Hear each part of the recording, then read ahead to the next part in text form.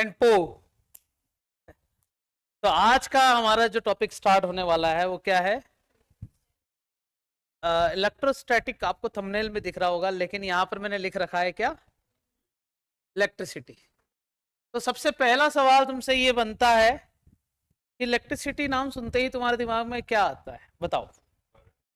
Current, ठीक है। तो वो तो शरीर में आता है ना बेटा, दिमाग में थोड़ी आता है। और चार्ज, अच्छा ठीक है।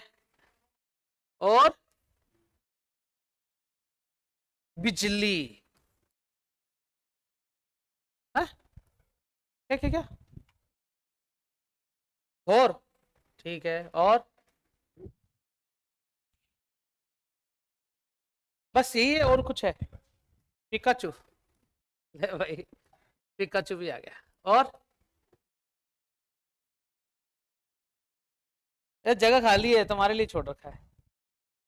कुछ तो दिमाग दौड़ाओ।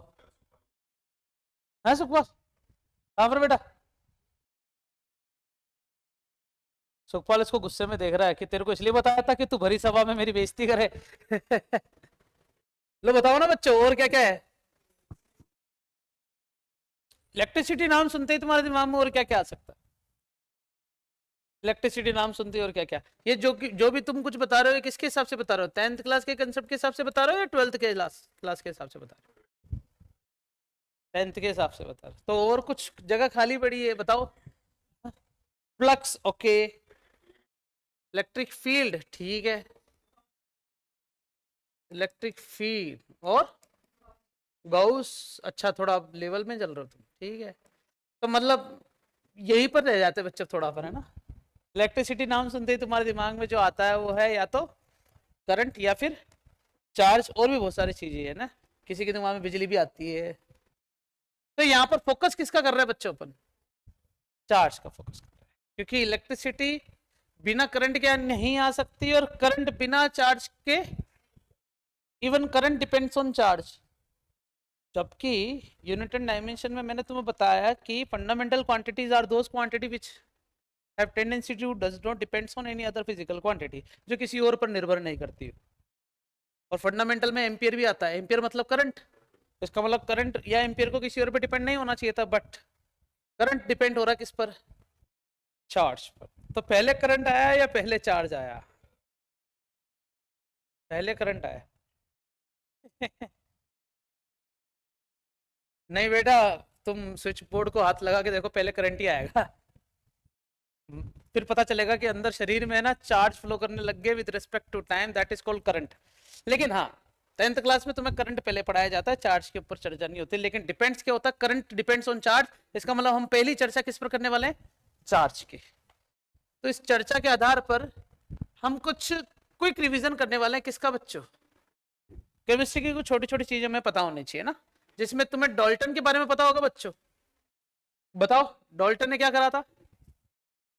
एटम थ्योरी दी थी। कैसी, क्या साइज था उसमें एटम का, और एटम का शेप क्या बताया था उन्होंने? ठीक है, स्फेरिकल शेप। थॉमसन का भी पता होगा कि पॉजिटिव और नेगेटिव चार्ज मौजूद होते हैं।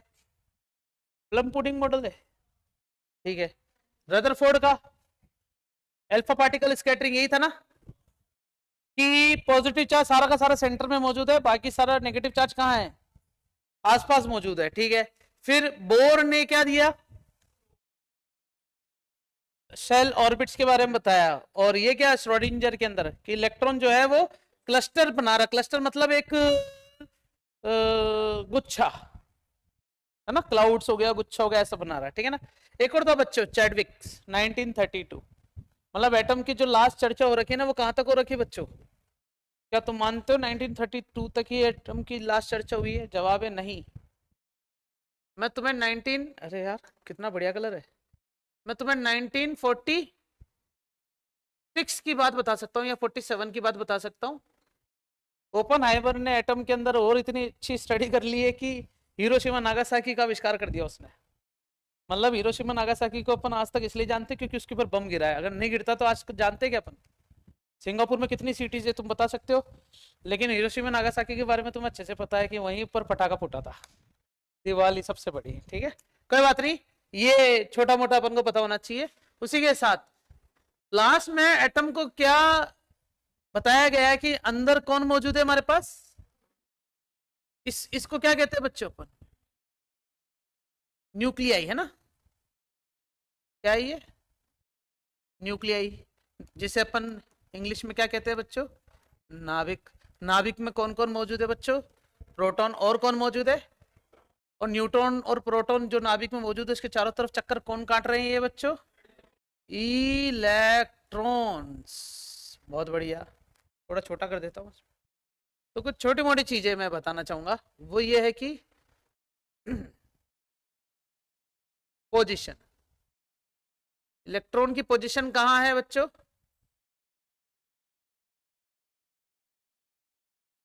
आउटसाइड दी न्यूक्लियस, ऐसा बोल सकते हैं। कभी कभी तुम इसको क्या बोल सकते हो बच्चों? कभी कभी तुम इसको क्या बोलते हो बच्चों? और कभी कभी तुम अगर और ऑर्बिटल्स, अगर क्वांटम मैकेनिक्स इसमें लेके आ जाए तो, ठीक है ना? ऑर्बिटल समझते हो तुम? मैं तो नहीं समझता, तुम्हें आना चाहिए ना। इलेक्ट्रॉन हो गया। प्रोटॉन की पोजीशन कहाँ है? हाँ, इनसाइड दी न्यूक्लियाई। और न्यूट्रॉन की पोजीशन कहाँ है? सेम। क्या तुम मुझे मास बता सकते हो? Mass, mass of electron 9.1 into 10 to the power minus का 31 KG. Mass of proton 67 into 10 to the power minus 27 KG. Mass of neutron की value 1.68 into 10 to the power minus 27 KG. कहते हैं कि मास ऑफ प्रोटॉन लगभग, वैसे तो क्या होता है बच्चों, सेम होता है, लेकिन थोड़ा अगर स्टडी की जाए तो मास ऑफ प्रोटॉन थोड़ा सा छोटा होता है किससे? न्यूट्रॉन से। ये चर्चा हम करते हैं जब हम पढ़ते हैं मॉडर्न फिजिक्स, और ये चर्चा जब करते हैं जब अपन पढ़ते हैं नॉर्मल फिजिक्स। मॉडर्न फिजिक्स और नॉर्मल फिजिक्स में रात दिन का अंतर है। कोई बात नहीं, छोड़ दो, ये वाला हो गया। फिर हम बात करते हैं किसकी बच्चों? Charge on what? इलेक्ट्रॉन पे charge 1.6 into 10 to the power minus का 19 कूलोम्स। न्यूट्रॉन पे चार्ज कितना होता है बच्चों? 0 कूलोम्स। तो 0 लगा दो। और प्रोटॉन पे चार्ज कितना होता है बच्चों? प्लस का 1.6 into 10 to the power minus का 19 कूलोम्स। ये वो फिगर है जो अपन को पता होने चाहिए। काफी सारे बच्चों को पहली बार दिखे होंगे कि ये चार्ज तो शायद पता होंगे, तो मास के बारे में पहली बार पता चला होगा। हमने इससे पहले जो लेक्चर कंप्लीट किए हैं वो है ग्रेविटेशन।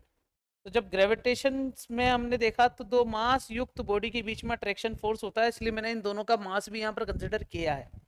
और यहाँ पर क्या लिख रखा है बच्चों मैंने? चार्ज। ये क्या लिख रखी है? उसकी पोजीशन। और ये क्या है? Atomic structure. ठीक है।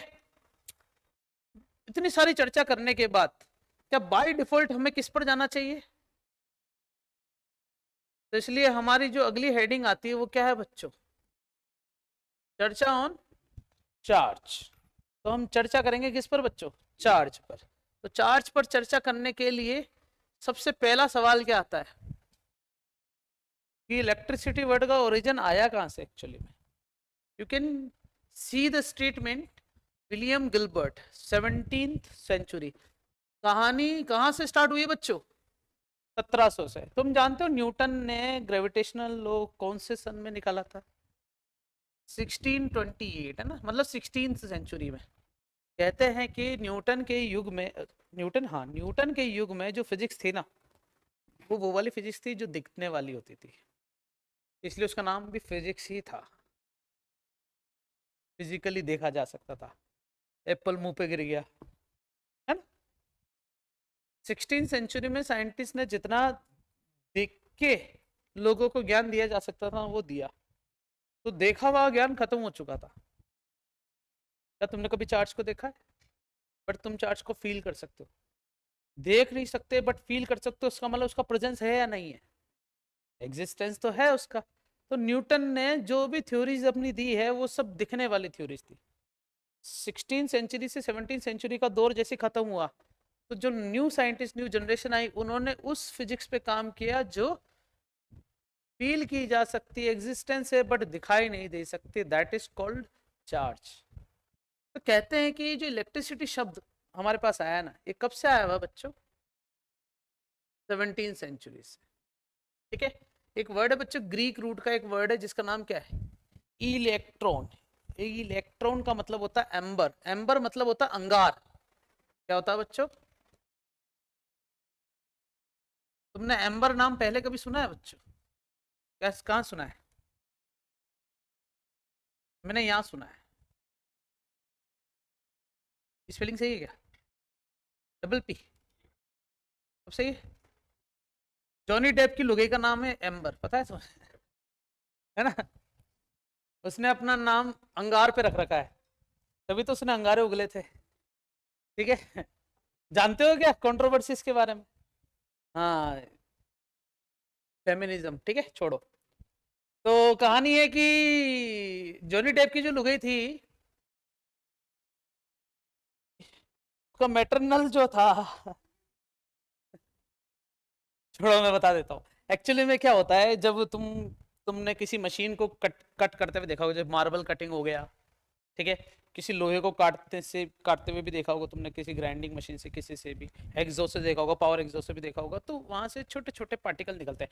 इवन वेल्डिंग करते हुए भी देखा होगा तुमने, वही पार्टिकल हमें दिखते हुए होते हैं।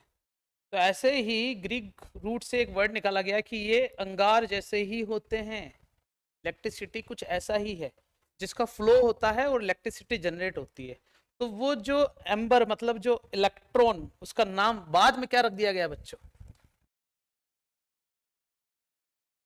लेकिन सबसे पहला सवाल आता है अभी भी कि इलेक्ट्रॉन की बात कैसे होगी, हम तो चार्ज की बात कर रहे हैं। लेकिन चार्ज भी तो किसी पे होता है, तो इलेक्ट्रॉन पे चार्ज होता है, इसका मतलब इलेक्ट्रॉन खुद चार्ज नहीं है। Electron is a charge carrier. Electron is a charge carrier.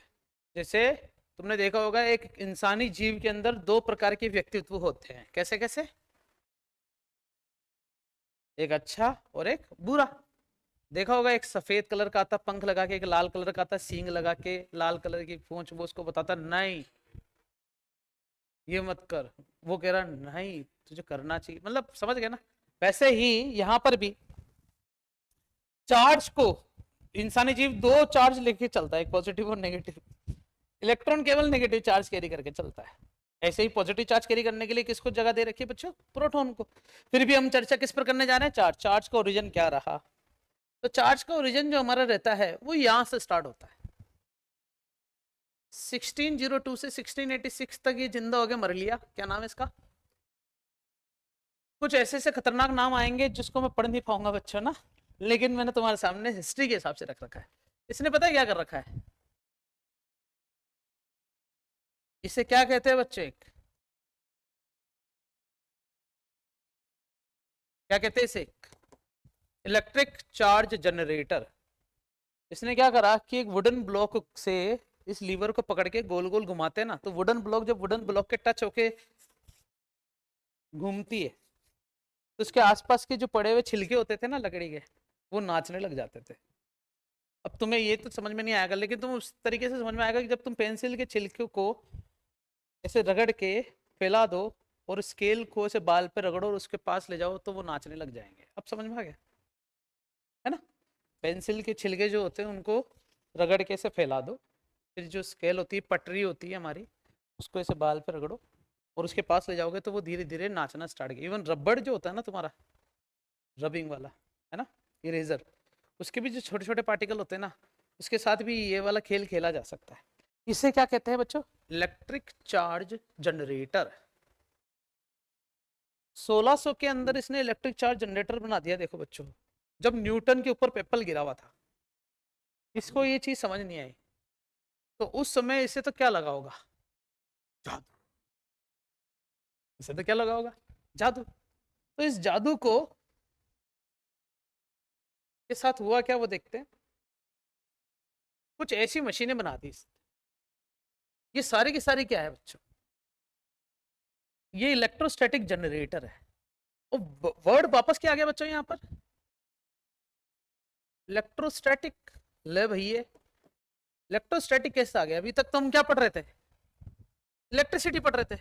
तो मैं यहां पर क्या करता हूं, इस स्पेस पे आता हूं और यहां से इनको मिटा के यहां पर एक शब्द लिख देता हूं। क्या लिखा मैंने बच्चों? चार्ज। चार्ज जो है ना, उससे ही क्या बनेगा? करंट। और करंट से ही क्या पढ़ेंगे अपन? देखिए पहले क्या पढ़ना पड़ेगा? चार्ज। अब एक्चुअली में चार्ज जो है वो 3 प्रकार की पॉसिबिलिटीज शो कर सकता है बच्चों। या तो वो क्या हो जाए बच्चों? स्टेशनरी हो जाए, या वो फिर क्या हो जाए? मोशन। मोशन भी कैसा बच्चों?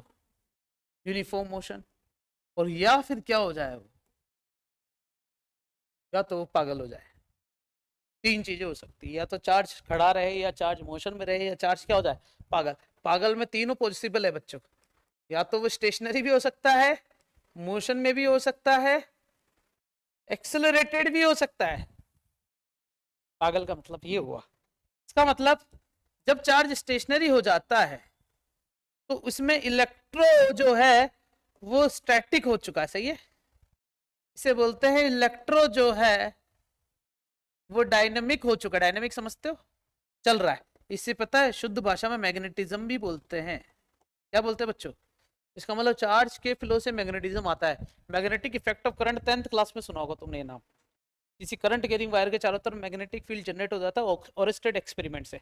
इसलिए चार्ज जब मोशन करेगा तो इसका मतलब उसके चारों तरफ मैग्नेटिज्म बनेगा। लेकिन चार्ज जब स्टेशनरी, मोशन और एक्सेलरेटेड तीनों हो जाए तो इसका नाम हो जाता है बच्चों इलेक्ट्रोमैग्नेटिज्म। समझ गए? और ऐसे करते करते एनसीईआरटी के हिसाब से हमारा 1 से लेके 1 2 3 4 5 6 7 8 चैप्टर आ जाते बच्चों इन तीनों चीजों में। जिसमें शुरू के 2 चैप्टर तो यही है, लास्ट फिर 3 चैप्टर ये है, फिर बाकी 3 चैप्टर ये है। ऐसे तो ठीक है, हम आगे चलते वापस। हम हिस्ट्री पढ़ रहे थे ना बच्चों। मशीनें बन गई, दिख रहा है क्या? ये इलेक्ट्रिक जनरेटर की मशीन है सारी, इलेक्ट्रोस्टैटिक जनरेटर कहलाते हैं ना। अब इनको यूज में कहाँ लिया जाता था वो देखो।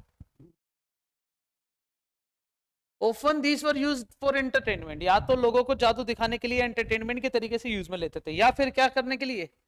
Scientific experiments. साइंटिफिक एक्सपेरिमेंट समझ में होगा कि किसी को ज्ञान देने के लिए भी एक्सपेरिमेंटल इक्विपमेंट यूज में लिए जाते थे। ठीक है, फिर आता हमारे पास स्टीफन ग्रे 66 से लेके 7036। ये था बच्चों पता कौन? ये जादूगर था। इसे भी इलेक्ट्रोस्टैटिक जनरेटर के बारे में ज्ञान मिल चुका था। कोई साइंटिस्ट तो थे नहीं है, तो इसने इस कंसेप्ट का यूज लिया अपना जादू दिखाने के लिए। क्या करता था? दिख रहा है क्या? एक मेटेलिक जगह से अपनी पतली सी वायर से बांध दिया अपने आप को, तो लोगों को लगता था कि ये उड़ रहा है। फिर ये कहता था आबरा का डाबरा गीली गीली छू।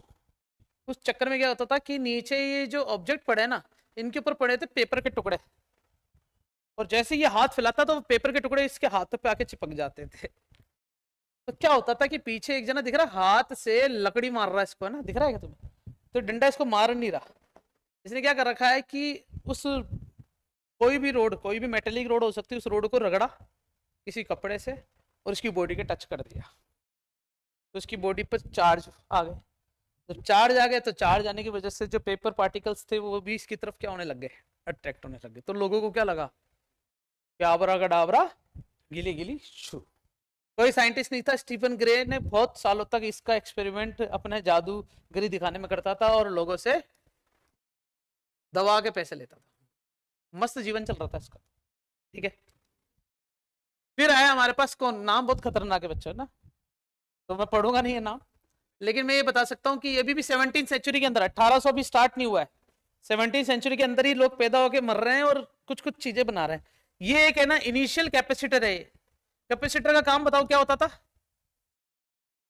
चार्ज को स्टोर करने का। तो पहला इन्होंने एक डिवाइस बनाया चार्ज को स्टोर करने का, और जिसने ये बनाया था वो था ये बंदा, और इस बंदे ने अपने दोस्त को मार भी दिया था इस चक्कर में। चार्ज को स्टोर करके उसी को हाथ में दे दिया, बोलो देखिए उसको खोल के, इत्तेफाक से वो मरा नहीं।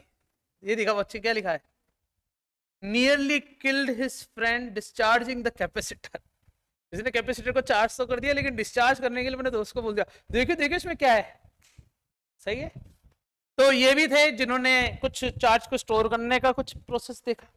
मजा तो यहां आता बच्चों, ये है बच्चों जीन एंटोनी नोलेट, हाँ इसका नाम है नोलेट। देखो बच्चों, कौन सी सेंचुरी से बाहर आ चुके हैं अपन अब? 17वीं सेंचुरी से बाहर आ चुके हैं। इसका मतलब इसने 1735 के आसपास ये एक्सपेरिमेंट एग्जीक्यूट किया होगा। ये था बच्चों महामंत्री। जानते हो कौन होते महामंत्री? जैसे अकबर बीरबल नाम सुना होगा तुमने, है ना। गुरु मंत्र, गुरुदेव, ये सब क्या राजा महाराजाओं के वो होते थे, फिलोसोफर्स, जो राजाओं को 4-5 प्रकार की जानकारी देते थे। बहुत सारे मंत्री हुआ करते थे। कोई होता था वित्त मंत्री, कोई होता था विदेश मंत्री, कोई होता था गांव मंत्री, कोई होता था चाचा मंत्री, अलग अलग टाइप के मंत्री होते थे ना। युद्ध मंत्री भी होते थे, युद्ध कला मंत्री, जैसे द्रोणाचार्य क्या थे, वो क्षेत्र कला और युद्ध कला के मंत्री हुआ करते थे उस समय राजा महाराजाओं के। तो बच्चे उन्हीं के पास जाके शिक्षा ग्रहण करते थे, ठीक है। ऐसे अलग अलग करके मंत्री हुआ करते। तो ये जो था नॉलेट, ये अपने राजा का एक साइंटिफिक मंत्री था। ये साइंटिफिक नॉलेज देता था, बम बनाने का काम हो गया, छोटी मोटी चीजें, ताकि युद्ध कला में हम निपुण हो पाए। तो इससे चार्ज के बारे में छोटा मोटा जानकारी तो हो चुकी थी कि चार्ज जनरेट हो रहा है, चार्ज जनरेटर बन चुके हैं, जादूगर इसके लोग यूज में ले रहे हैं। तो उसने क्या करा कि चार्ज कितनी दूर तक जा सकता है ये चेक करने के लिए इसने अपने कम से कम कितने मॉन्क्स लिए बच्चों, 200 के आसपास इसने साधु इकट्ठे करे, और एक बहुत बड़ा मेला था, उस मेले में सभी साधुओं को खड़ा कर दिया। 100 ऐसे खड़े कर दिए, 100 ऐसे खड़े कर दिए। जो 200 था वो इसके जस्ट पास खड़ा था। इसने अपने आप को चार्ज करा और चार्ज ट्रांसफर करा किसको? दूसरे वाले को। तो वो चार्ज इससे होके 200 तक कितनी देर में पहुंच रहा है उसे ये चेक करना था। आइदर चार्ज इज फ्लोइंग और नॉट, ये चेक करना चाह रहा था। तो जैसे उसने टच किया, हाई अमाउंट ऑफ चार्ज अपने अंदर लेके उसने उसको टच किया, तो अजीब सा झटका लगता है। तुम्हें भी ऐसा कभी कभी होता होगा कि किसी को टच करते हैं तो हमें छोटा सा झटका लग गया, गेट खोल रहे हैं झटका लग गया, बहुत सारी चीज है ना। तो उसने जैसे इसको टच किया तो झटका ऑन द स्पॉट यहीं पे सुनाई दे दिया उसको। उसका मतलब चार्ज का जो फ्लो है ना बहुत इंस्टेंट हुआ। तो यहां से उसने नॉलेट ने आविष्कार करा कि charge can be flow, charge flow हो सकता है। फिर हमारे पास कौन आ रहा है बच्चों? Benjamin Franklin. ये तो नाम तुमने अच्छे से सुना होगा। बेंजामिन फ्रैंकलिन जो था, ये भी देखो 17 से 17 सेंचुरी मतलब आसपास है। इसी ने एक्चुअली में चार्ज की खोज कर दी और उसको नाम दे दिया कि चार्ज 2 टाइप के होते हैं, एक पॉजिटिव होता है और एक क्या होता है बच्चों? नेगेटिव होता है। इसने चार्ज की खोज कर दी, लेकिन इसने चार्ज की खोज करने के बाद कोई एक्सपेरिमेंटल प्रूफ नहीं दिया, कोई एक्सपेरिमेंटल एग्जीक्यूशन नहीं दिया। जब भी कोई साइंटिस्ट होता है ना, जब तक, मैं तुम्हें एक एग्जांपल पूछता हूं, न्यूटन को तुम किस वजह से जानते हो? चलो बताओ। अगर किसी 9th क्लास के बच्चे से पूछे तो वो क्या बताएगा? जवाब क्या देगा? एप्पल गिरा था। और एप्पल गिरा था तो न्यूटन का ये वाला फॉर्मूला भी सब जानते हैं बच्चों। बिना इस फॉर्मूले से न्यूटन की कोई पहचान नहीं है। आइंस्टाइन को किस फॉर्मूले से जानते हैं? सही है कि नहीं? श्रोडिंजर भी एक बहुत बड़ा नाम है बच्चों। श्रोडिंजर की एक इक्वेशन है खुद की, दुनिया की सबसे हार्डेस्ट इक्वेशन बोला जाता है उसे, श्रोडिंजर की इक्वेशन को, क्वांटम मैकेनिक्स के अंदर आती है। हाँ, अब सुनो, ऐसे ही बेंजामिन फ्रैंकलिन ने कोई फॉर्मूला नहीं दिया, फिलोसॉफी दी बस कि चार्ज 2 प्रकार के होते हैं, अट्रैक्शन और रिपल्शन की वजह से, नेगेटिव और पॉजिटिव चार्ज। बेंजामिन फ्रैंकलिन का ये योगदान रहा। इसका मतलब चार्ज की एक्चुअली में खोज किसने करी है? Benjamin Franklin. लेकिन तुमने नोटिस किया बच्चों, चार्ज को अभी भी किस में नापा जा रहा है? तो एक सवाल अगर पैदा होता है कि हु डिस्कवर द चार्ज, तो अपनी यूनिट सोचते और बोलते कि कूलॉम नहीं करा होगा। मानते कि नहीं कि चार्ज की खोज किसने करी? कूलॉम ने। क्योंकि चार्ज को किस में नापा जाता है? 1.6 × 10⁻⁻19 कूलॉम्स। तो चार्ज की खोज भी कूलॉम से नहीं की होगी। लेकिन नहीं, चार्ज की खोज तो भैया बहुत पहले से चल रही, दिख रहा है क्या? बस ये है कि इन्होंने कोई भी पेपर साइन नहीं करे, ये अपने जीवन जी रहे थे, मजे ले रहे थे इसके, ठीक है। और मजे कौन ले गया? Benjamin Franklin. इसने पेपर पब्लिश कर दिया कि चार्ज 2 टाइप के होते हैं, पॉजिटिव और नेगेटिव। शक्ल देख लो इसकी, सही लग रही? ये कौन है बच्चों? चार्ल्स अगस्टिन दे कूलॉम। ये पूरा कूलॉम का नाम है, चार्ल्स अगस्टिन दे कूलॉम। कूलॉम ने क्या करा कि एक्सपेरिमेंटल एग्जीक्यूशन किया। दो चार्ज के बीच में कितने अमाउंट का फोर्स होता है, किस डायरेक्शन में लगता है, ये सारी चीजें कूलॉम ने बता दी। लेकिन कूलॉम निराश था। क्यों? क्योंकि जो कुछ भी वो बता रहा था वो पहले से डिस्कवर हो चुका कि 2 पार्टिकल एक दूसरे की तरफ अट्रैक्ट हो सकते हैं, 2 पार्टिकल एक दूसरे की तरफ रिपेल हो सकते हैं, दोनों के बीच में लगने वाला जो फोर्स होता है वो Gm1m2/r² होता है। तो वहां से फॉर्मूला उठाया जा सकता है। और फोर्स 2 चार्ज के बीच में जो लगता है उसको किस में नापा जाता है? तो कूलॉम 2 चार्ज के बीच में लगने वाले फोर्स को न्यूटन के अलावा कुछ और यूनिट तो बोल ही नहीं सकता, क्योंकि force can be define in the unit of Newton. Newton के अलावा और कोई फॉर्मूला यूनिट अपन यूज में नहीं ले सकते, क्योंकि फंडामेंटली यूज लिया गया है। ऐसा ही सिस्टम के अंदर है कि जब भी कोई फोर्स डिस्कवर होगा that can be consider as a newton. आज भी इतिहास में कभी भी कहीं नया फोर्स अगर एग्जीक्यूट हो गया कि मेरे को मार दी थप्पड़, न्यूटन बेटा, समझ गए? मतलब कोई भी नया फोर्स बनाएगा, मैग्नेट हो गया, चार्ज हो गया, और ये कौन हो गया बच्चों? मास हो गया ना। मास, मैग्नेट, चार्ज, तीनों के बीच में लगने वाले जो फोर्स होते हैं न्यूटन से लगेंगे। मान लो कि किसी दूसरे प्लेनेट पे एलोन मस्क चला गया, वहां जीवन ढूंढ लिया और वहां पर उसे एक नया पार्टिकल मिला, उसको नाम दे दिया उसने एलोन, मान लो, और उस पार्टिकल में ना तो मैग्नेटिक प्रॉपर्टी है, ना ही इलेक्ट्रिक प्रॉपर्टी है, ना ही उसके अंदर मास की प्रॉपर्टी है, अजीब सा जेली सी ऐसी प्रॉपर्टी मान लो। तो जेली एक दूसरे जैसे एक दूसरे की तरफ ऐसे अट्रैक्ट हो रहे हैं। हम बहुत सारी मूवीज देखते हैं ना, तो जेली जेली आपस में अट्रैक्ट हो रही, तो उसने नाम दे दिया एलन जेली। लेकिन उनके बीच में जो अट्रैक्शन फोर्स होगा उसको फिर भी इसको क्या बोलना पड़ेगा? न्यूटन ही बोलना पड़ेगा। तो गुलाम निराश था कि मैंने इतना बड़ा डिस्कवर तो कर दिया, लेकिन मैं इसको न्यूटन में ही कंसिडर कर पाऊंगा। लेकिन गुलाम ने सोचा कि बेंजामिन फ्रैंकलिन ने सिर्फ ये बताया है कि इलेक्ट्रॉन और प्रोटॉन होते हैं, दो पॉजिटिव चार्ज होते हैं, लेकिन उन पर चार्ज कितना होता है ये मैंने बताया। इसीलिए गुलाम ने अपना नाम किसके पीछे यूनिट में लगा दिया बच्चों? चार्ज में लग दिया। इसलिए चार्ज को नापा जाता है कूलम्ब्स। बेंजामिन फ्रैंकलिन के पास कोई प्रूफ नहीं था साइंटिफिक, कोई मैथमेटिकल एक्सप्रेशन नहीं था जिससे वो प्रूव कर पाए कि चार्ज इज बेंजामिन है। 1.6 10 की पावर -19 बेंजामिन, समझ गए? गुलाम कहलाता है। ओके, ये क्या है? कोई ऑब्जेक्ट चार्ज कैसे हो सकता है, ठीक है ना? तो उसको देखने के लिए मेरे पास है चोको। चोको के अंदर है बलून। तो मैं शक्ल देख लेता हूँ कौन ठीक लग रहा है मेरे को। कुछ बंद आ जा बेटा इधर।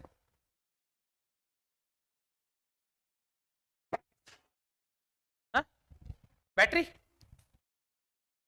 हाँ यार, जब बैटरी लेके आ पहले। आवाज आ रही नहीं आ रही? चेक कर ले मैं क्या। हेलो हेलो, आवाज आ रही है भैया? हेलो हेलो,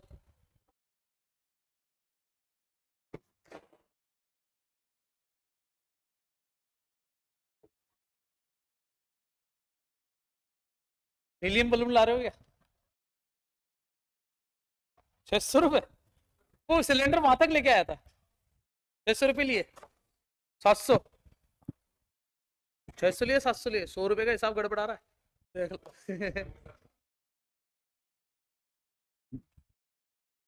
अच्छा बेटा, तेल लगा के आया तो वाला में आज? इधर खड़ा हो, इसको पकड़।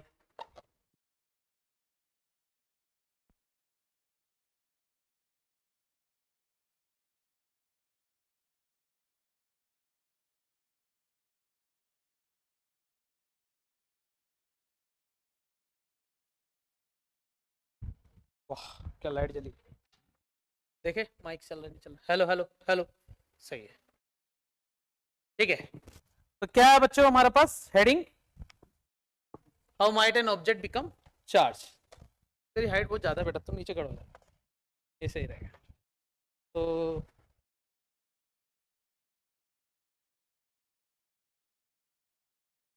फिलहाल मैंने, स्पेशल मत लग रही है तेरी, ये खड़ा रहे। यार पूरे चार्ज इसने न्यूट्रल कर दी। चेक कर लेते हैं कुछ हो रहा है क्या बच्चों, दिख रहा है क्या? इधर खड़ो, अब थोड़ा बहुत भी नहीं दिख रहा कुछ? तुम देख रहे हो कि दो ऑब्जेक्ट को आपस में फ्रिक्शन करने से, अब देख लो, अब सही है। तो इस वजह से क्या हो गया, इनके बीच में चार्ज डेवलप हो गया। थैंक यू बेटा, इतना ये ले, हैप्पी बर्थडे।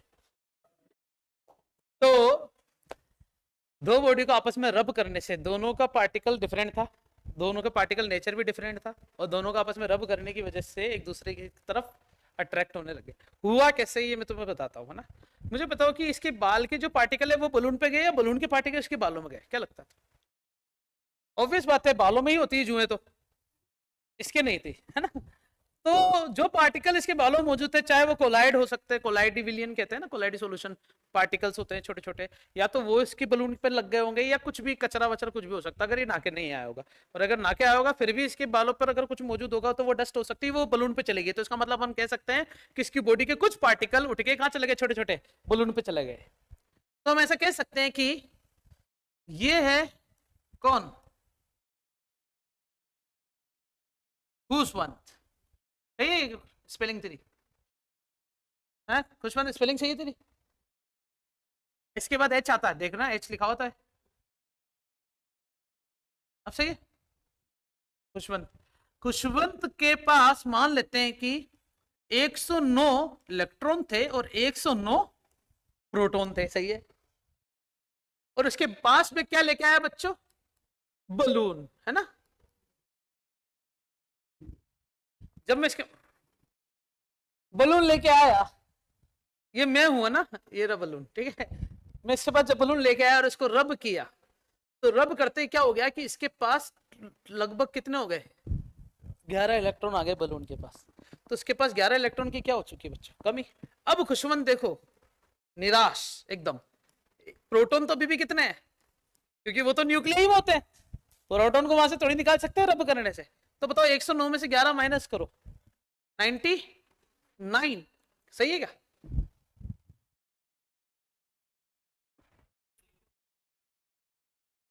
नाइनटी एट ले लो, ठीक है। तो 98 इलेक्ट्रॉन है और प्रोटॉन अभी भी कितना है। तो पहले देखा जाए तो number of electron number of proton के बराबर थे, इसलिए neutron new new new spelling क्या होती है। अब सही है, ये न्यूट्रल है, लेकिन अब ये न्यूट्रल नहीं है। यहाँ पर इलेक्ट्रॉन जो है वो कम हो गया, लेकिन प्रोटॉन अभी भी क्या है, उतना ही है, लेकिन ज्यादा दिखेगा। कितना ज्यादा दिख रहा है, 11 पॉजिटिव चार्ज ज्यादा है, इसीलिए खुशवंत पर कौन सा चार्ज आ गया बच्चों, पॉजिटिव चार्ज। बलून पे कौन सा चार्ज आ गया बच्चों, नेगेटिव चार्ज। और नेगेटिव चार्ज एक दूसरे को क्या करेंगे, पॉजिटिव के साथ अट्रैक्ट करेंगे, इसलिए इसके बालों को वो बलून अट्रैक्ट करने लग गया। ठीक है। कभी तुम्हारे साथ ऐसा हुआ है कि भरी सर्दी में तुमने कंबल हटाई, क्योंकि अब मॉर्निंग हो चुकी है, और तुमने जैसे कंबल हटाई आवाज आ रही चटपट चटपट चटपट। और तुमने ये भी देखा होगा कि तुम स्वेटर जब उतारते हो ना स्कूल से घर जाने के बाद, तब भी आवाज आती है चटपट चटपट चटपट। लड़कियों के साथ खासकर जब स्वेटर पूरा उतार दे तो बाल हो जाते मस्त ऐसे, फिर ऐसे। अब मैं तो नाबालिग हूं, इसलिए मेरी चर्चा में कर नहीं सकता, ठीक है।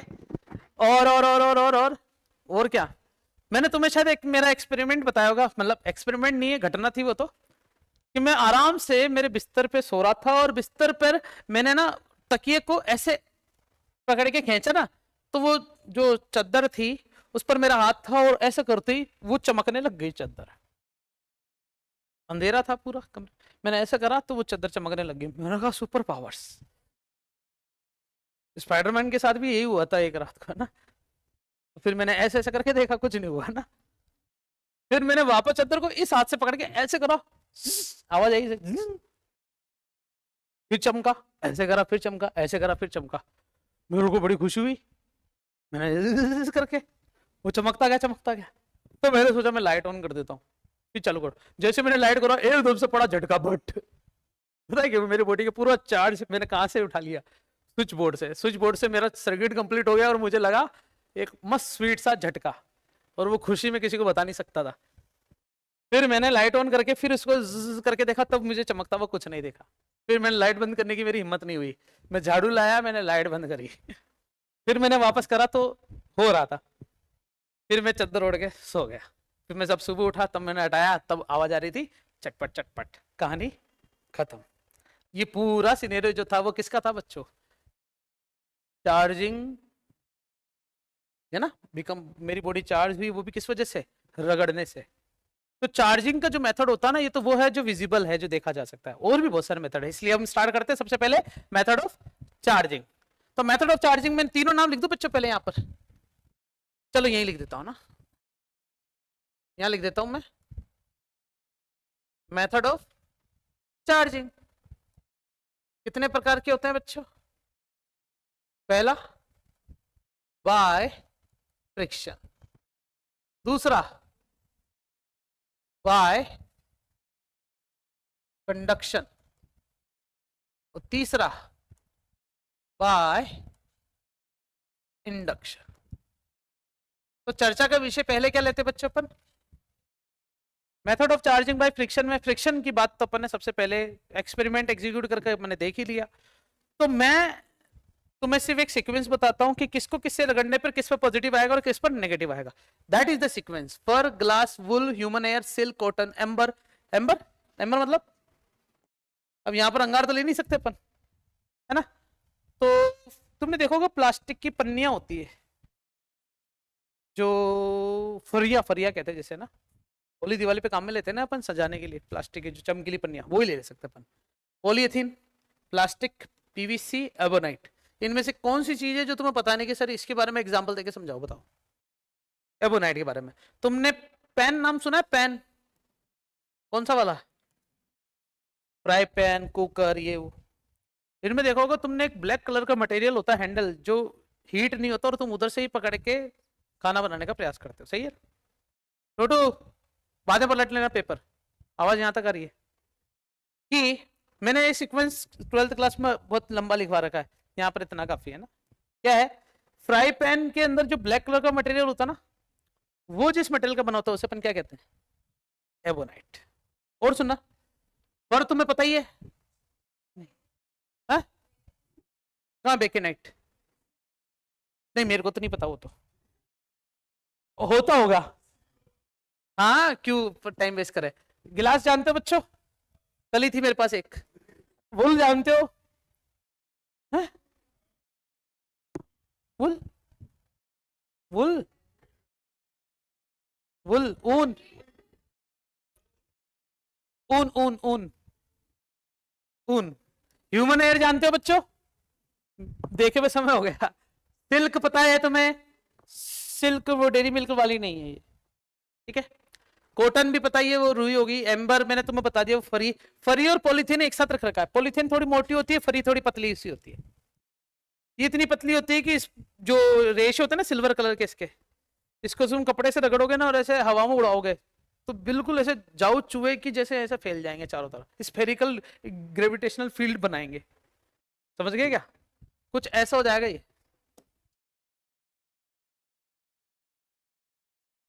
तुमने देखा होगा एक पेड़ आता है जिससे बोलते हैं हाउ। हाउ सुना है क्या नाम? व्हाइट व्हाइट कलर का होता है। तो वो जैसा होता है ना बिल्कुल वही, वो भी एक इलेक्ट्रोस्टैटिक का ही एक नेचर है।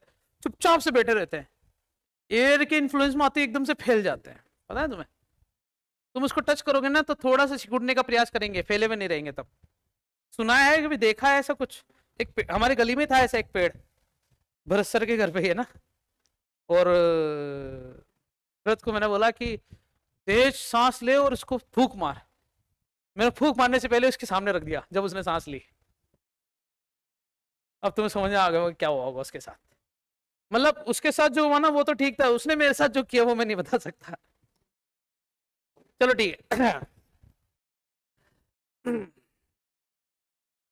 अगर ह्यूमन हेयर के साथ मैं किसको रगड़ू बच्चों? पीवीसी को। तो ह्यूमन एयर और पीवीसी में इस पर नेगेटिव चार्ज आ जाएगा और इस पर कौन सा चार्ज आएगा? सीक्वेंस याद रखोगे ना तो तुम्हें पता रहेगा कि ऊपर वाले पर पॉजिटिव पॉजिटिव पॉजिटिव और नीचे वाले पर नीचे से देखोगे तो क्या बनेगा? नेगेटिव ने। कोई भी एक्सपेरिमेंट देख लो, एबोनाइट को रगड़ दो किससे? वुल से, तो इस पर पॉजिटिव आएगा और इस पर नेगेटिव आएगा। अगर तुमने प्लास्टिक को एबोनाइट से रगड़ दिया तो एबोनाइट पर नेगेटिव और इस पर पॉजिटिव। पीवीसी को रगड़ दिया एबोनाइट से, वैसे रगड़ने की जरूरत ही नहीं। पीवीसी को एबोनाइट से कैसे रगड़ोगे? डांडे खेलने जा रहे हो क्या? तुम्हें कोई दो ऐसे मटेरियल लेने पड़ेगा जो रगड़ने में आसानी भी हो, ठीक है ना। सिल्क के अंदर तुम बिल्ली की खाल भी ले सकते हो बच्चों। बिल्ली की जो खाल होती है ना वो बिल्कुल एकदम सिल्की होती है, वो भी यूज में लिया जा सकता है, ठीक है। कुछ आजकल के ना कुछ कपड़े भी आते हैं ना, टॉल्स टाइप के, सिल्क टाइप के कपड़े है ना, उसको भी एबोनाइट के शर्ट से रगड़ते हैं ना, तब भी ये क्या हो सकता है? Positive negative. तो ये सीक्वेंस याद रहेगा किस पर पॉजिटिव चार्ज होता है और किस पर नेगेटिव चार्ज होता है। तो यहाँ पर एक छोटा सा मैं वापस रिपीट कर देता हूं। ओह वाह,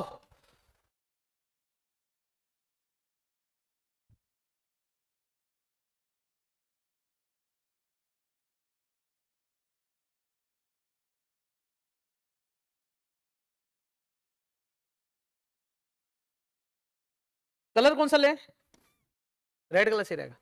ये वो सीक्वेंस है बच्चों जो कि method of charging by friction के अंदर यूज में लिया जाता है। इन सभी सीक्वेंस को आपस में अपन याद रख सकते हैं, जिसमें से अगर कोई भी, अगर मैंने वुल को किसके साथ, पॉलीएथिन के साथ अगर रगड़ा है तो इस पर पॉजिटिव चार्ज आएगा और इस पर नेगेटिव। क्यों? क्योंकि वुल और पॉलीएथिन में सीक्वेंस में पहले कौन आ रहा है?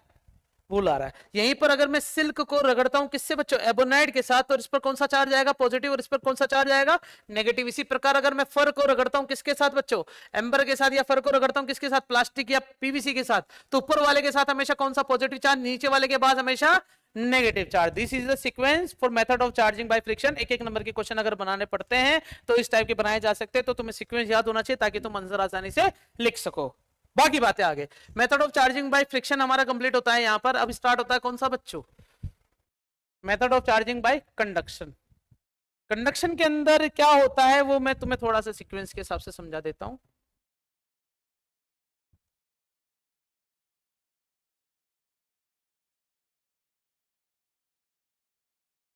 यार ये कहां गया, हम्म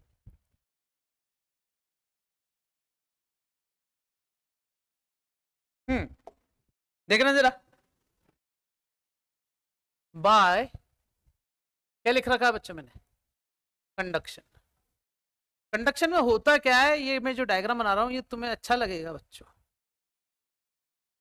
है ना।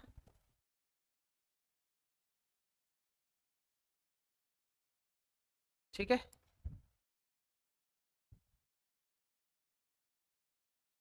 हुआ ये कि ये बॉडी है चार्ज्ड, मैंने चारों तरफ से प्लस प्लस प्लस लिख रखा है। एक्चुअली में चार्ज को रिप्रेजेंट करने का यही एक तरीका होता है, तुम प्लस माइनस भी लिख सकते हो, तुम माइनस माइनस माइनस भी लिख सकते हो, लेकिन चार्ज को हर बुक में रिप्रेजेंट करने का तरीका क्या होता है, ऐसे प्लस प्लस प्लस करके लिख सकते हैं। और ये बॉडी जिस पर चार्ज कितना है बच्चों, तो चलो ठीक है,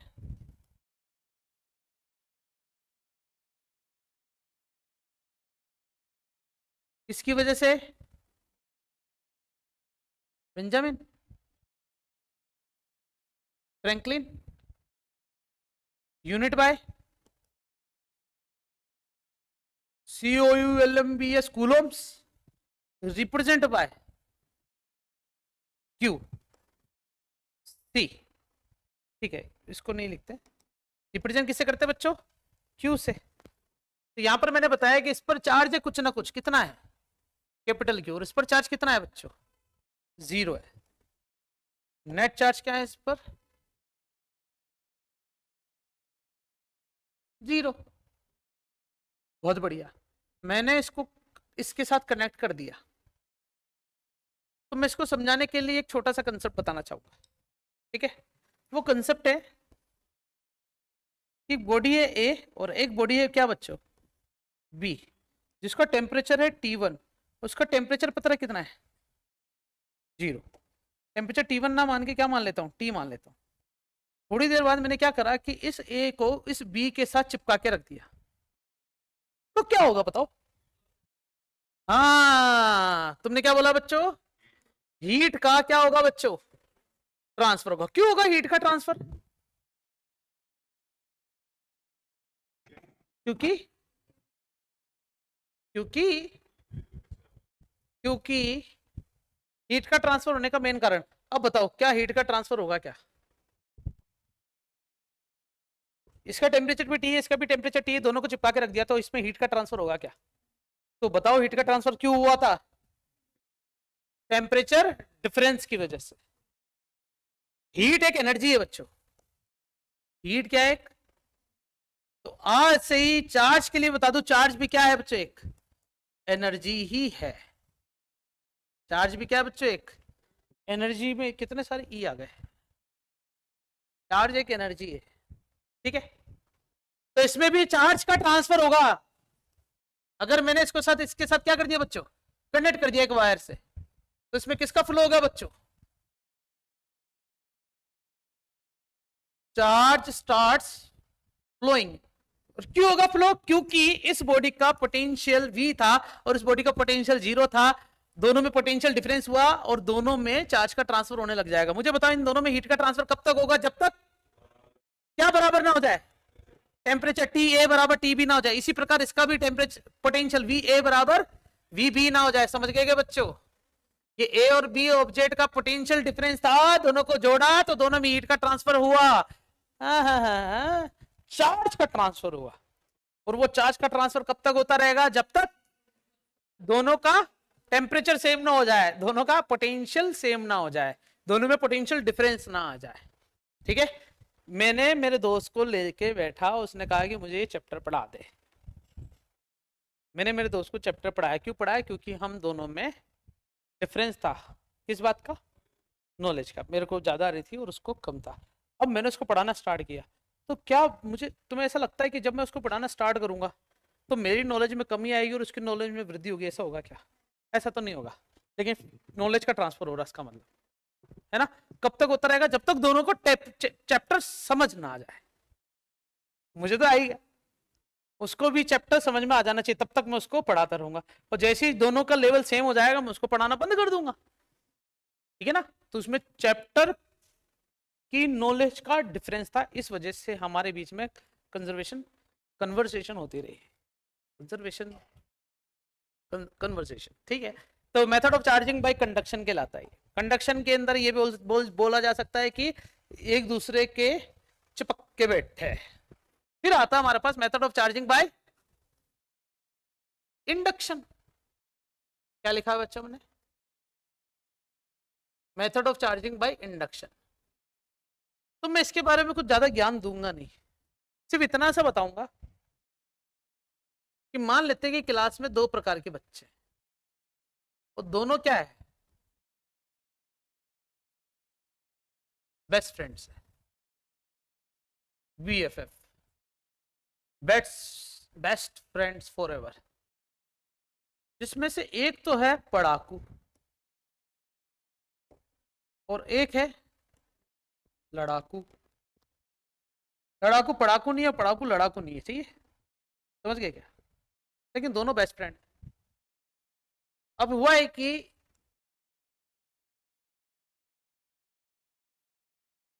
यहां पढ़ाकू बैठा हुआ है और यहां लड़ाकू बैठा हुआ है। ये क्लासरूम है, बाकी सब बच्चे कहीं वेकेशन पे गए होंगे, घूमने गए होंगे, और एक सिंगल पीरियड के लिए रूम इन दोनों से भरा हुआ। बस क्या होगा? क्या ये लड़ाकू ट्राई करेगा कि पढ़ाकू पढ़े नहीं,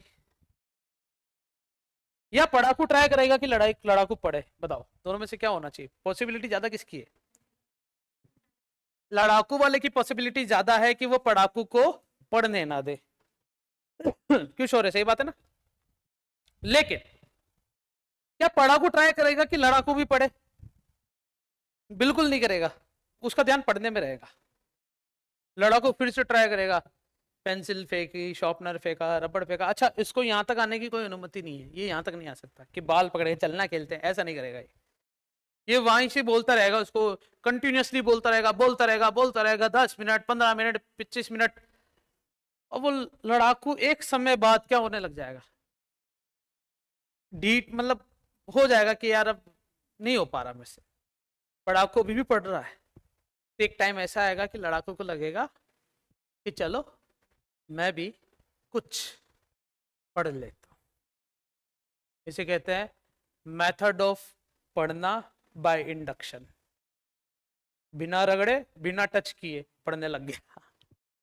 method of charging by friction में रगड़ना पड़ा, method of charging bye conduction में टच करना पड़ा, लेकिन यहाँ method of charging by induction, बिना टच किए भी दूसरी बॉडी चार्ज हो जाए। ऐसा पॉसिबल है क्या कभी?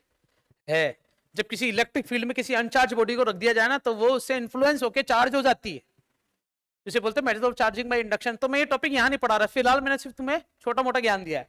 ये आएगा जब अपन कैपेसिटर पढ़ेंगे, तो वहां मैं तुम्हें इंसुलेटर, कंडक्टर और सेमीकंडक्टर के बारे में छोटा छोटा ज्ञान दूंगा, तब बताऊंगा ना। तो कंसेप्ट समझ में आ गया अपने पास। मेथड ऑफ चार्जिंग कितने टाइप के होते हैं बच्चों? 3 टाइप के, फ्रिक्शन, कंडक्शन और इंडक्शन। ठीक है। अब एक्चुअली में हम स्टार्ट करते हैं बच्चों क्या? इलेक्ट्रोस्टैटिक्स। अब स्टार्ट करते हैं। ठीक है, इलेक्ट्रोस्टैटिक हमारा अब से स्टार्ट होगा। तो इलेक्ट्रोस्टैटिक स्टार्ट करने के लिए सबसे पहले क्या पढ़ने वाले बच्चों अपन? चार्ज। तो चार्ज की क्या पढ़ेंगे बताओ बच्चों? प्रॉपर्टीज। तो बताओ चार्ज की प्रॉपर्टीज क्या क्या होती है? सबसे पहले चार्ज क्या होते हैं बच्चों? दो टाइप्स के होते हैं। पहला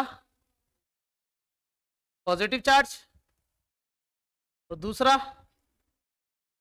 नेगेटिव चार्ज, है ना। दूसरी नंबर प्रॉपर्टी बताओ।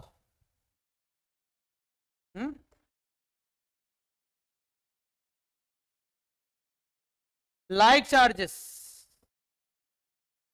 रिपेल्स और अनलाइक चार्जेस क्या करते हैं, अट्रैक्ट्स। और कुछ बताओगे तीसरी प्रॉपर्टी? हाँ, चार्ज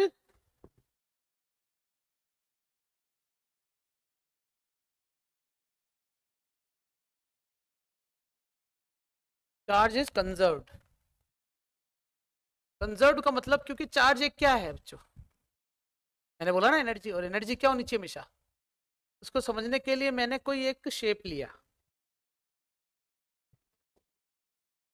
ठीक है, दोनों शेप सेम है, हर शेप के अलग अलग पॉइंट पर चार्ज है। मान लेते कि यहाँ पर है 3 गुलाम का चार्ज, यहाँ पर है 4 गुलाम का चार्ज, यहाँ पर है 6 गुलाम का चार्ज। फिर मैं यहाँ आया, यहाँ वापस आया, यहाँ वापस आया, यहाँ मुझे मिला 10 गुलाम का चार्ज। कितना? 10। यहाँ मुझे मिला 1 गुलाम का चार्ज। तो यहाँ कितना मिलना चाहिए, देख रहे हो बच्चों, 3 और 4 7 और 6 कितने हो गए, 13।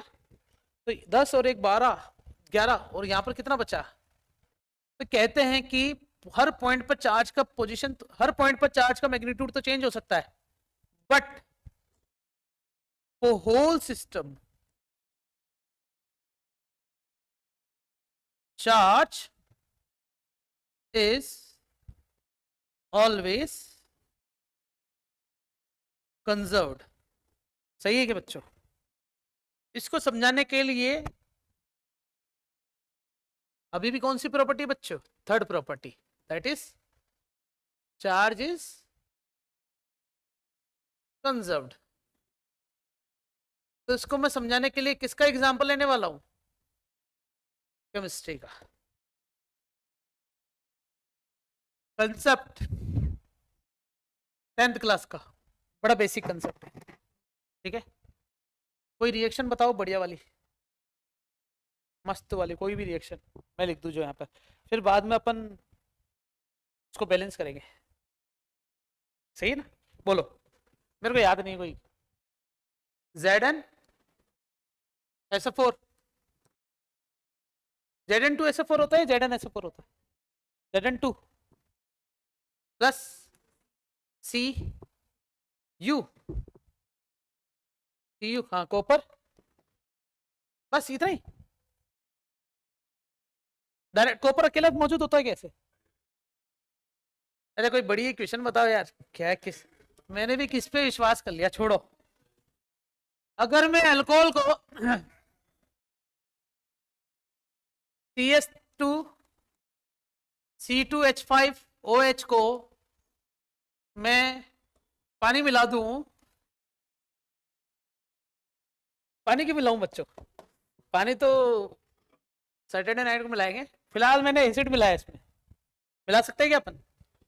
तो जैसे मैंने दारू में एसिड मिलाया तो C2H5Cl प्लस H2, ऐसा हो सकता है क्या बच्चों? हो सकता है ना। तो दारू बन गई अमृत, सॉरी अमृत, पानी यहां मिल गया ना। तो हम देखते हैं लेफ्ट हैंड साइड की बात पहले, इसकी बात बच्चों, लेफ्ट हैंड साइड। तो लेफ्ट हैंड साइड में कार्बन कितने टोटल, 2 ही है क्या? हाइड्रोजन कितने टोटल, 5 6 7। ऑक्सीजन कितने टोटल, 1। क्लोरीन कितना है, 1। अब आ जाओ राइट हैंड साइड पे, कार्बन कितने हैं, 2, हाइड्रोजन 5 6 7 और क्लोरीन 1, ऑक्सीजन 1, मतलब इक्वेशन बैलेंस्ड है। यही तो सही है, एक ही तो लिखा हुआ है। कार्बन पे चार्ज बताओ, कार्बन पे कोई चार्ज होता है क्या? नहीं होता है, चतु संयोजी होता है ना ये तो।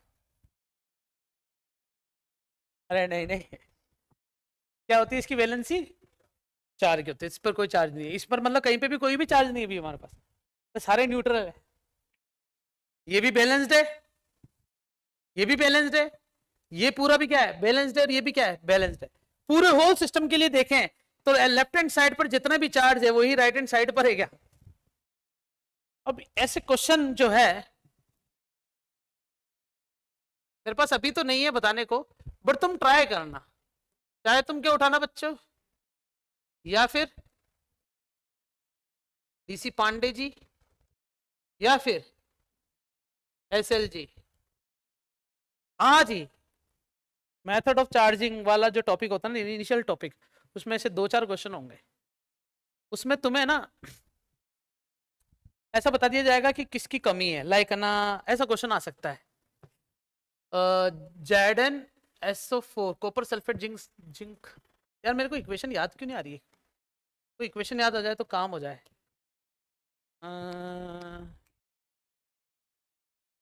तुम्हें केमिस्ट्री कोई भी इक्वेशन नहीं आती बच्चों, कोई लिख के दे दो मेरे को, तुम्हारी केमिस्ट्री कॉपी दे दो। है HCl और NaOH, बस।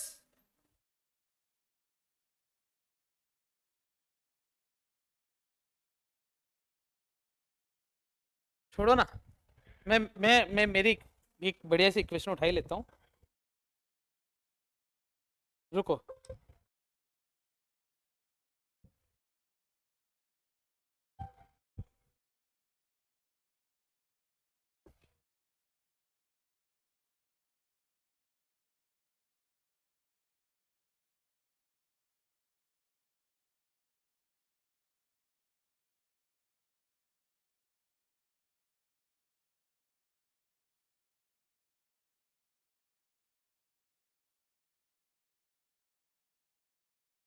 हाँ, हाँ, हाँ, हाँ, हाँ, हाँ, हाँ।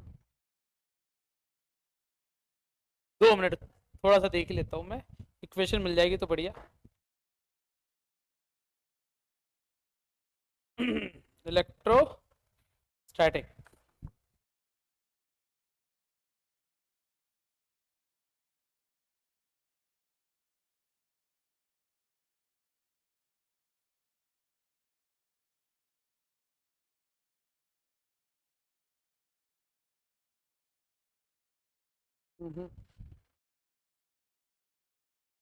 शायद इसमें मिल जाए।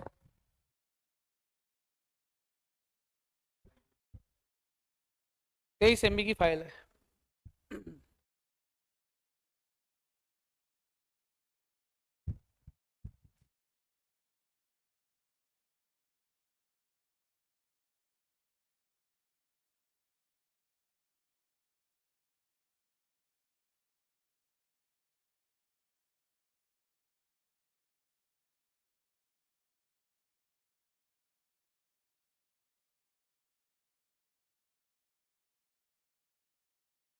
कुछ ज्यादा ही धीरे धीरे खुल रही फाइल।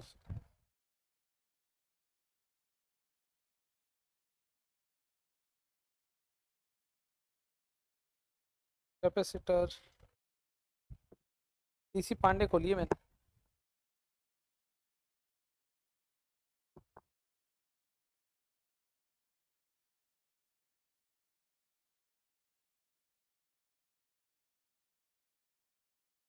खुली नहीं रही है, क्या बात है।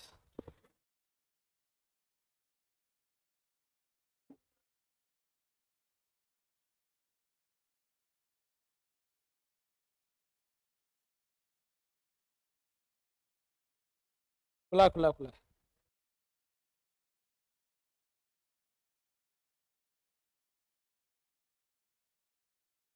हाँ देखा।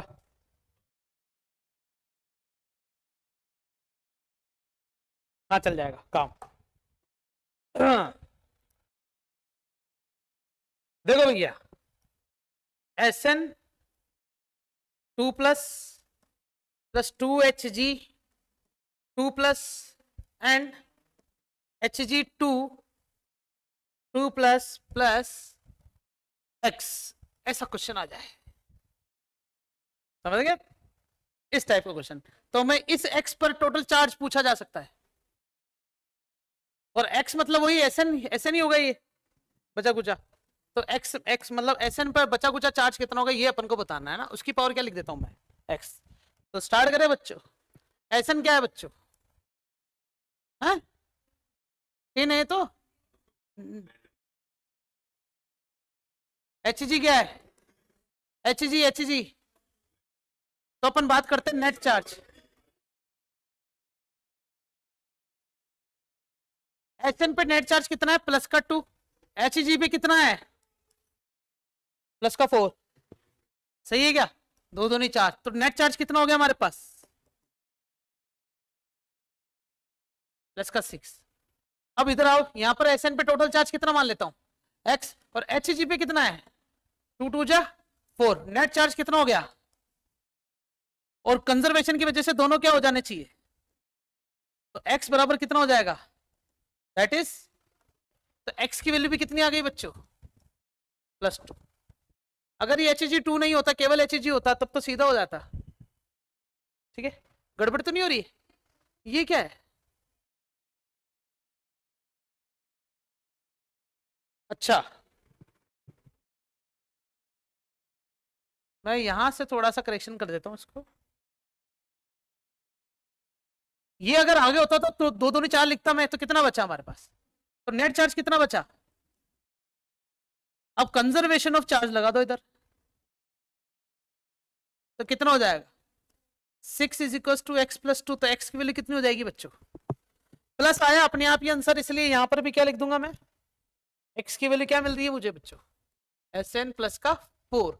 समझ गए क्या किस टाइप के क्वेश्चन हो सकते हैं? कंजर्वेशन ऑफ, ये क्वेश्चन मुझे लगते हैं अच्छे, कि कंजर्वेशन ऑफ चार्ज में कोई भाटा बना के तो देगा नहीं तुम्हें, ये पत्थर बना दिया, पत्थर के 3 अलग अलग पॉइंट पर चार्ज दे रखे, इस टाइप के क्वेश्चन हो सकते हैं। पैटर्न क्या बेटा इसका? खोल के दियो, एक क्वेश्चन और लिख रहा हूं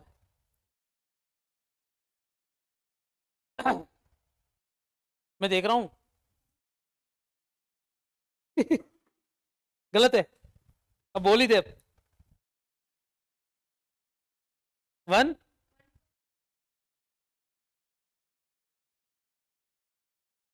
सही बताना बेटा, 2 बार लगा दिया मैंने। 1 2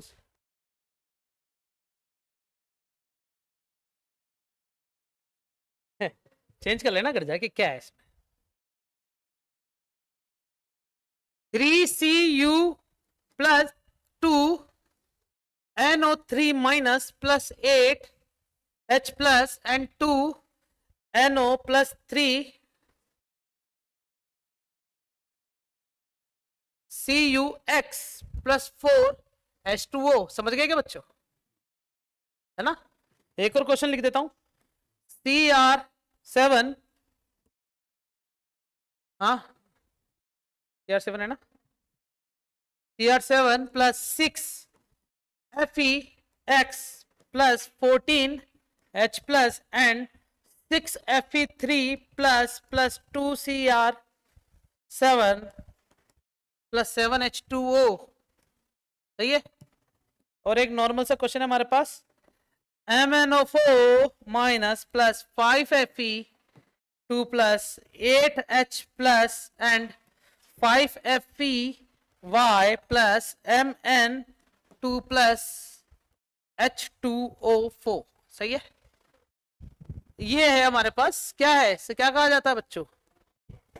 है ना? इन सब में तुम्हें क्या क्या निकालना है? इसका y निकालना है, इधर से x निकालना है, और इसका x। वो सिंपल क्वेश्चन है। कंजर्वेशन ऑफ चार्ज कितनी प्रॉपर्टीज पढ़ ली अपन ने बच्चों? 3 प्रॉपर्टी। पहली प्रॉपर्टी क्या थी? चार्ज 2 टाइप के होते हैं। दूसरी प्रॉपर्टी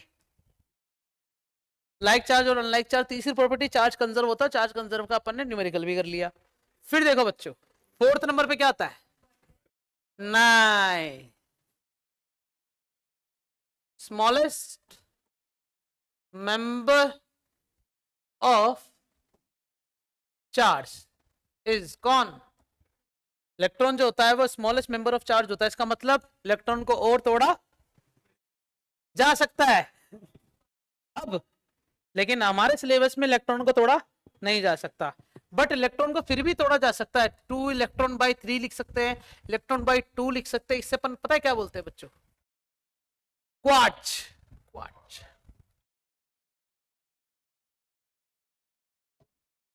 क्या है? क्या लिखते बच्चों? ऐसा भी बोलते हैं और ऐसा भी बोलते हैं। ये किसे बोला जाता है बच्चों? और ये कहां पर बोलते हैं अपन? लेकिन दोनों का मतलब तो सेम है कि इलेक्ट्रॉन के और फर्दर छोटे वाले टुकड़े किए जा सकते हैं। और ये कंसेप्ट आया कहां से बच्चों? क्वांटम फिजिक्स से। और तुम चाहो तो इसको ढंग से पढ़ने के लिए तुम एक मूवी देख सकते हो। हाँ ठीक है। स्मॉलेस्ट मेंबर ऑफ चार्ज क्या है? इलेक्ट्रॉन। इसका मतलब इलेक्ट्रॉन पर चार्ज होता है 1.6 into 10 to the power minus का 19 coulomb. This is the smallest charge.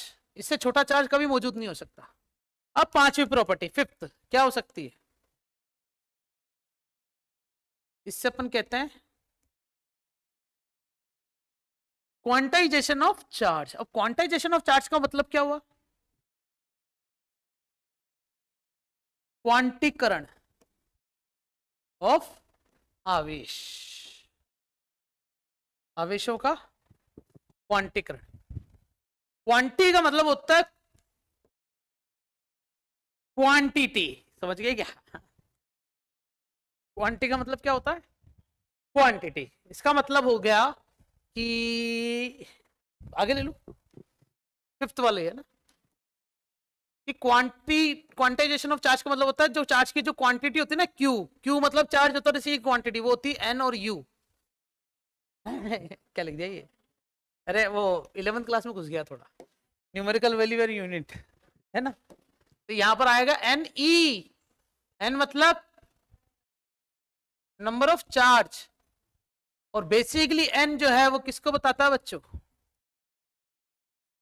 Integer. इसका मतलब नो फर्दर फ्रैक्शंस, और फ्रैक्शंस नहीं हो सकते इसके। और इलेक्ट्रॉन पे चार्ज 1.6 10 की पर माइनस का 19। बार बार गलत लिख रहा हूं, आगे भी माइनस लिखना पड़ेगा, इधर भी क्या लिखना पड़ेगा बच्चों? माइनस लिख दिया, ठीक है।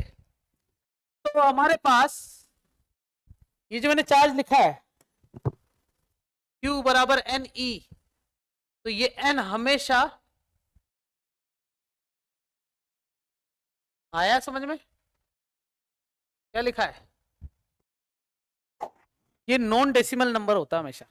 कौन सा नंबर है? Non decimal.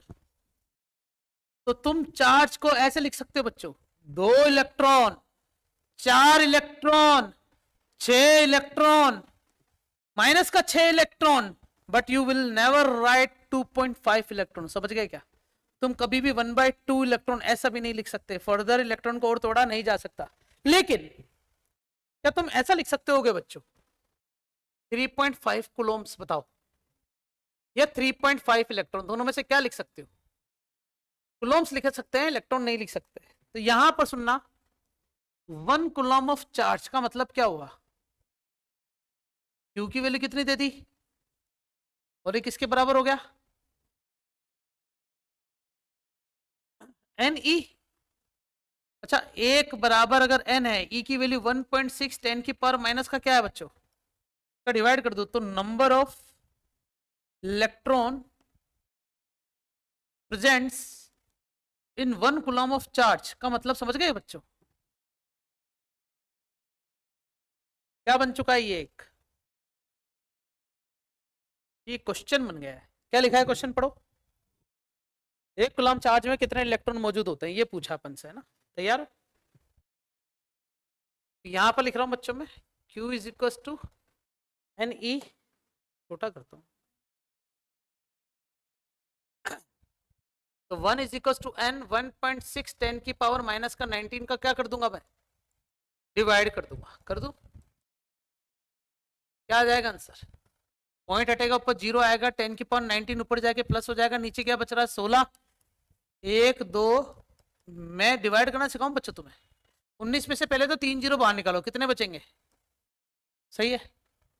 फिर नीचे 16 है ना, इसको 4 और 4 लिख दो, चलेगा? अब इससे अगर 4 को इससे काटो आएगा 25, 4 को इससे काटो कितना आएगा? आसान होता है ऐसे करना। 25 और 25 कितना हो गया? इंटू 10 की पावर कितना चल रहा है बच्चों? 16। तो यहां पर अगर मुझे 100 का डिवाइड और क्या कर दूं, 100 का तो पता है क्या बचेगा, 6.25 इंटू 10 की पावर 18, सही है क्या? ये है बच्चों नंबर ऑफ इलेक्ट्रॉन्स, क्या है, एक कूलम चार्ज में। देख लो एक बार ढंग से, तो मैं एक क्वेश्चन लिखवा देता हूँ। एक कूलम ऑफ चार्ज में कितने इलेक्ट्रॉन मौजूद होते हैं, ये लिखा हुआ है। अरे ये सही कर रहा हूँ, सही है। देखो इधर क्या लिखा है,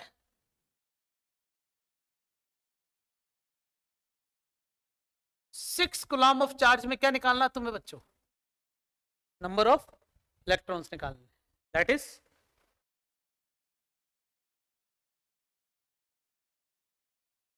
बताओ कि 6 कूलम ऑफ चार्ज में कितना होगा। मैं भी करता हूं, तुम भी करो।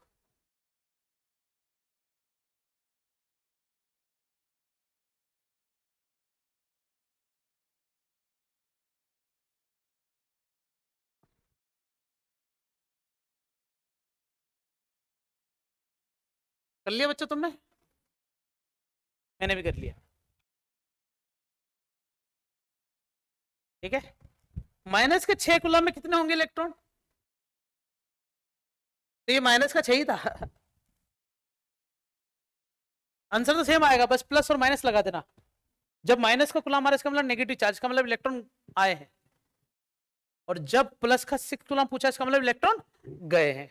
बाकी आंसर तो वो सेम ही रहने वाला है, चलेगा बच्चों। तो यहां पर हमने पढ़ी प्रॉपर्टी नंबर कौन सी, 5th प्रॉपर्टी पढ़ ली अपन, है ना। एक और प्रॉपर्टी है बच्चों, एडिटिव, नहीं नहीं ऐसा वो कंजर्वेशन में पढ़ लिया ना अपन ने, हो गया। सुनो, एक फॉर्मूला है, कभी देखा है ये वाला फॉर्मूला तुमने, एक्चुअली में इसे 6th प्रॉपर्टी के नाम से जाना जाता है, लेकिन हमें नहीं पढ़ना हो तब भी चलेगा, सिलेबस में ही नहीं है, फिर भी छोटा छोटा बता देता हूँ कि अगर कोई पार्टिकल जो है वो स्पीड ऑफ लाइट से चलने लग जाए तो उसका मास इनफाइनाइट हो जाता है। देखो v की वैल्यू किसके बराबर रख दूं, c, तो m नॉट बटे रूट के अंदर 1 माइनस सी स्क्वायर अपॉन सी स्क्वायर से कट जाएगा, तो क्या बचेगा, 0, और 0 मतलब, और इसे ही पता है क्या बोला जाता है, याद आ रहा है क्या, ब्लैक होल के अंदर था ये फॉर्मूला, ग्रेविटेशन। तो यही कि यही प्रॉपर्टी क्या होती है कि मास तो बहुत बड़ा होता है, इतनी तेज स्पीड उसकी कभी हो ही नहीं सकती स्पीड ऑफ लाइट जितनी, लेकिन चार्ज तो बहुत छोटा होता है।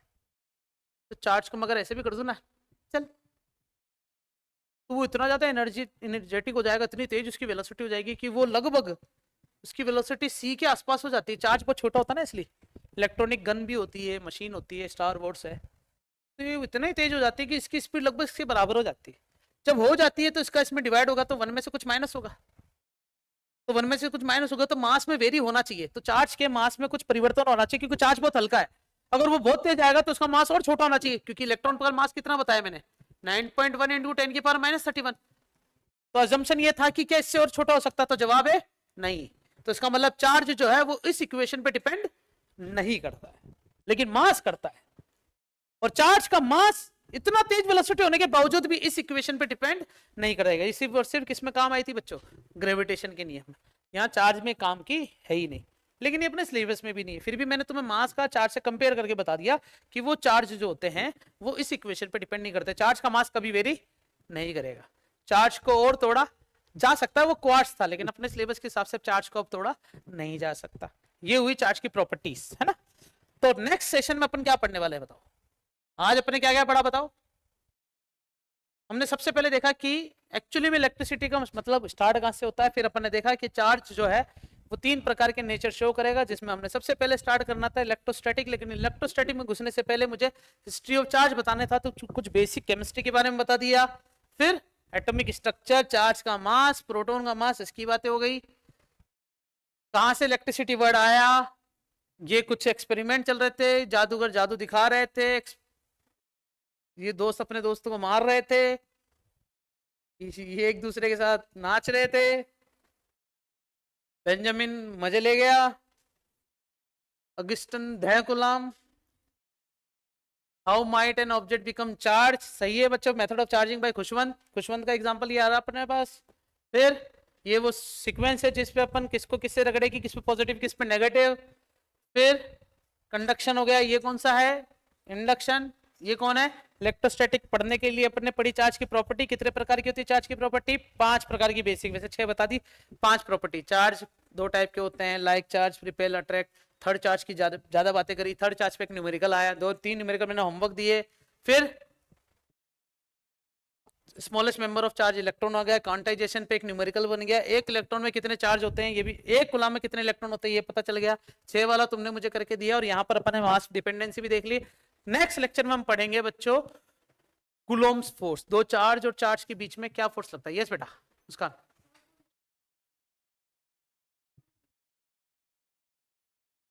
हाँ, नेक्स्ट लेक्चर में जब मैं तुम्हें डाइलेक्ट्रिक मीडियम पढ़ाऊंगा ना, तो उसके अंदर ये चीज कंसिडर कर लेंगे, ठीक है। लेकिन फोर्स वेरी करता है, चार्ज के मैग्नीट्यूड में कोई फर्क नहीं पड़ता है। अगर किसी चार्ज को हवा में रखें तो उस पर 2 कूलम है, और उसको अगर पानी में डाल दे तब भी उस पर कितना होगा, 2 कूलम ही रहेगा। मीडियम चेंज करने से चार्ज की मैग्नीट्यूड में कोई चेंज नहीं आएगा। बट दो चार्ज के सिस्टम में दोनों के बीच में लगने वाला जो फोर्स है, हवा में अलग होगा, पानी में अलग होगा।